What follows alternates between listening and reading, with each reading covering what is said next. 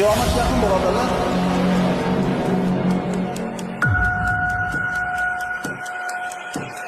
Qiyomat uzoqday tuyulardi birodarlar.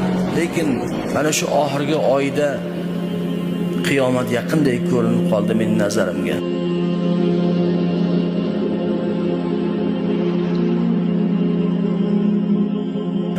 Balkim sizlarga ham xuddi shundaydir. Xuddi nazarimda Imom Mahdiyning qo'shinida bo'ladigandekman. Nazarimda Hazrat Iso alayhisalomni ko'radigandekman. Men ilgari qiyomat hali uzoq bo'lsa kerak, qaysidir bir avlodimiz ko'rsa kerak deb yurardim. Hozir ishonasizmi? Qiyomatni hatto men ko'rsam kerak deb o'ylayapman. Kechalari uyqumni qochirib boryapti, kayfiyatimni o'chiryapti. Har kuni bu fikr meni tark etmayapti.